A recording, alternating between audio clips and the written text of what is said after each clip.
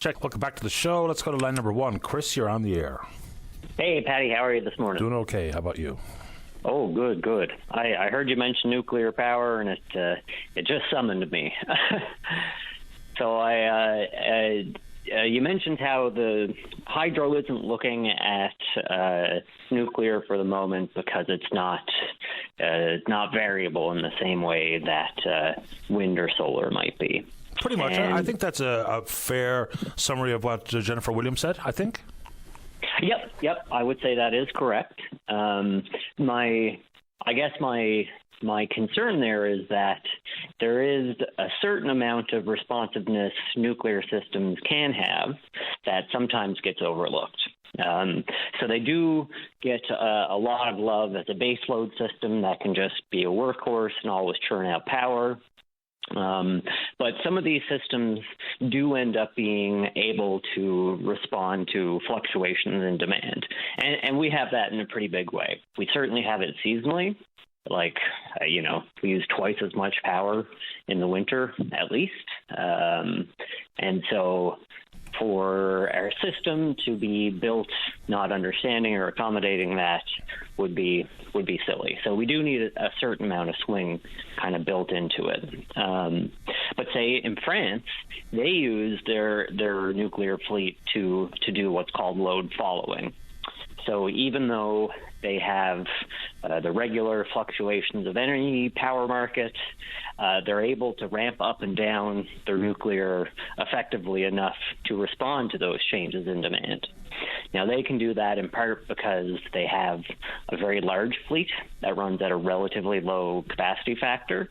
So France might do 60%, or their reactors may be running 60% of the time in a year, or doing 60% of their output, I should say. But that gives them a lot of room to turn up a few of them in order to respond to that kind of daily fluctuation. So we can't do that. We won't have a big nuclear fleet at any point in time, probably. But the PUB did propose what looks like a very smart suggestion, because they want what's called a reverse peaker for an SMR. And so basically, there would be a primary job that power generation unit would have, which in this instance they suggested hydrogen. It could be anything. It could be a data center. It could be doing AI. It could be doing crypto mining, whatever you want to do. But it has a primary market function that is outside of power generation. And then when demand picks up really quickly or seasonally, then they turn off that market function and switch it over to grid generation. And so by having that kind of two-step system, you can have nuclear that is responsive to demand and is a bit more variable. And kind of blessedly, the PUB has proposed that sort of kind of sophisticated system. Now, they only want one SMR, and I think two would be better because fleets are better for those responsive reasons, but still a really good start. A couple of notes on nuclear, just how people think about it. Because people do think Chernobyl, they think 3 Mile Island, they think Fukushima. But those are those big, massive nuclear power plants. The small modular reactor is completely different kettle of fish. I mean, it really, truly is. And don't take it from me. Take it from a nuclear science and engineering professor and director of MIT's Center for Advanced Nuclear Energy Systems. I think we can trust that voice. Then they talk about the radiation concerns. And the professor says there are virtually none, because you don't even need human interaction. They have what they call a passive safety system, so that if there's anything that happens that goes wrong, the system shuts itself down. So we're not talking about the potential to replicate Fukushima or Chernobyl with these small modular reactors. It's just a different thing. And so, because I do think that's also a fair comment, that when people hear nuclear, they think about the potential for these massive disasters. But nobody is actually proposing building those types of plants. We're talking about utilization of the SMR. which does come with a significant upfront cost, but once it's built and you can amortize it from that point, it costs very little to operate. It's a firm, reliable output. It's emissions-free, has a passive safety system, so we're not suggesting let's bring something dangerous like Fukushima to town. I haven't heard anyone float that. Plus, we don't need that. We don't need that type of generation. We just need the smaller generation that you can achieve with an SMR. Yeah, and so there are, I think, some fair concerns around SMRs, and that there aren't very many of them in commercial operation right now. And I think that's sort of a very fair concern to have. You know, I think Saskatchewan is suggesting it's going to be $5 billion for their first SMR, and that they might be able to get it down to $3 billion. And that's for 300 megawatts. So they're hoping it is as expensive as Muskrat Falls, basically. So, you know, hopefully it goes down from there. You know, but we do kind of already have a bunch of SMRs in operation around the world in various nuclear fleets.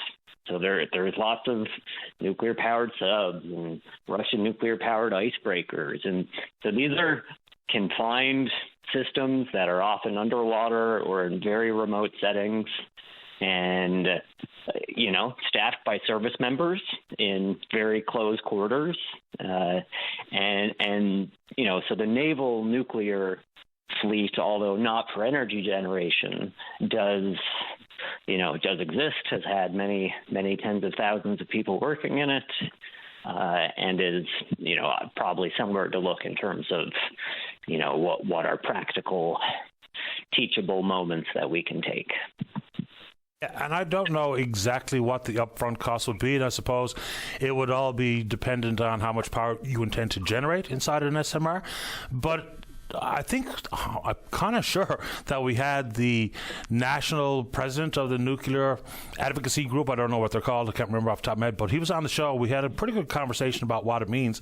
But I do think there's plenty of misunderstanding out there about new modern day nuclear in the form of SMR versus the massive big nuclear plants that we have already mentioned here on the show. And you know, legislation. I mean, we amended the legislation to allow wind. If there was any thought of accommodating nuclear, then that's a simple amendment that was done with the flash of a pen. So we're not talking about complicated legislative amendments here. No, and I think I would add one note in terms of big reactors, that although our grid definitely doesn't need it, there are lots of people talking about building out Gull Island, which would be about 2.5 gigawatts of power, which is 2.5 of these large reactor sites. And so I think if we are going to have, you know, Gull Island floated by a lot of credible people, you know, who are in these types of circles, then it is fair enough then to ask the question, well, if we're going to be building 2.5 gigawatts of power, what should we build and where should we build it? I don't think we're quite there yet, but you know, people have certainly been talking about Gull Island for a while, and I see no reason to not include one mega project discussion along with the next, even though I think everyone's appetite is pretty minimal for any of that. Well, it kind of depends on the structure of the proposal, right? Because as Jennifer Williams says, and she'd know more about it than me and you, about how far along we are with consideration of Gull Island and the 2,225 megawatts it can generate. And then I think when you pick up specifically on language coming from whether it be in Ontario or the northeastern United States, they can build nuclear where they are. The issue regarding renewables, and in this case hydro, they say it quite specifically all the time. So if that is a specific need that needs to be addressed, and we're sitting on some of it, and we wouldn't have to be responsible for the costs because it wouldn't be our power, we wouldn't be the customer, there's probably a deal there somewhere. I mean, I do think we're a little further along in the Gull Island conversation behind closed doors and in boardrooms than we're currently aware of. And Jennifer Williams has pretty much said as much on the show.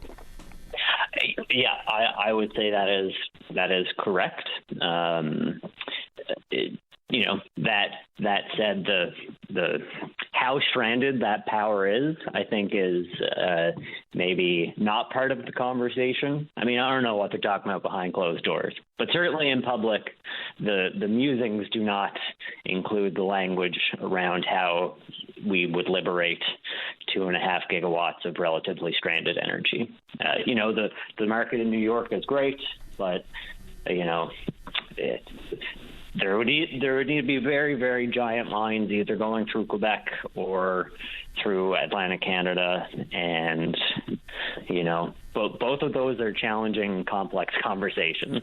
They are, but I mean, it's not a whole lot different than Quebec's use of their hydro portfolio to service customers in the northeastern United States. It's really not that different, especially if you include how the Upper Churchill is incorporated by Hydro-Quebec, where those customers are, which is a huge development. It's over 5,000 megawatts at the Upper Churchill, so they can get it there. We know how to get it there. It's whether or not that business model accommodates what you can sell it for.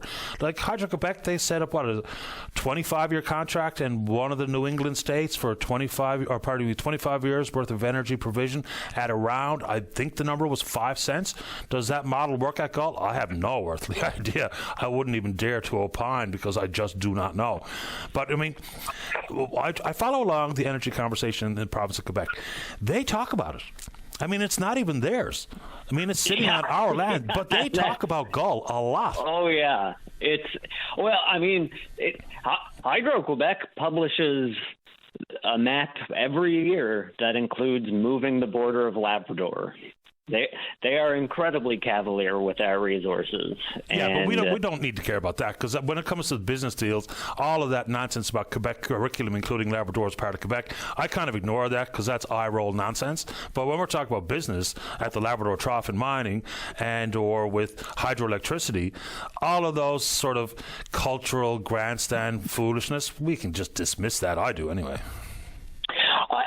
I mean, I think it just goes to potentially inform us of the tenor coming from negotiations on the other side. They indeed feel entitled to various resources in Labrador, and maybe we can benefit from all those arrangements, and that can be good.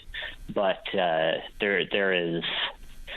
Yeah, I mean, there's a lot of weird feelings from Quebec as it comes to Labrador. Of course there is, but I mean, all we have to say is 1927 Privy Council. They bring it up again. 1927 Privy Council. This is done. This is cemented. This is not a conversation any longer. Not one with any merit anyway. But part of that, why Quebec is the boogeyman for many, is because they are so staunchly idiotic when it comes to stuff like that.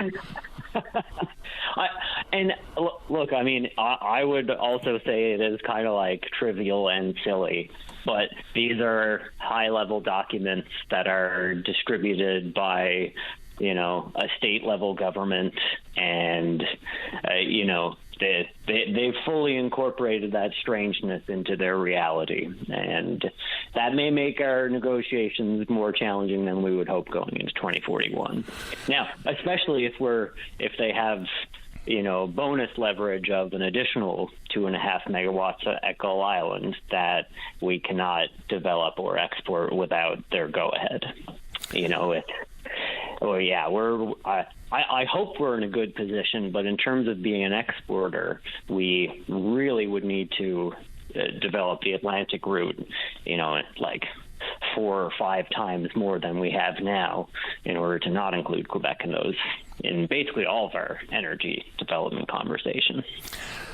I think it's unavoidable. As much as people don't trust Quebec, with reason, the fact of the matter is, geographically, it's a relationship that we can't ignore, even if it's something as fundamental as the mining opportunities in the Labrador Trough, which straddle the border. Then we've got meetings with them whether we like it or not. There's opportunities with them whether we like it or not. All we have to do is ensure that we don't fall prey to terrible contracts like from 1969. That's the issue that we point back to. But of course, there's got to be opportunities going forward without continuously saying, well, 69 bid us in the rear end, consequently we can't go back down that path. But that path is there. If we don't get on it, they'll go by themselves and leave us behind. I appreciate the time, Chris. I got to get to the break. Thank you, Betty. Have a good day. You too. Bye-bye.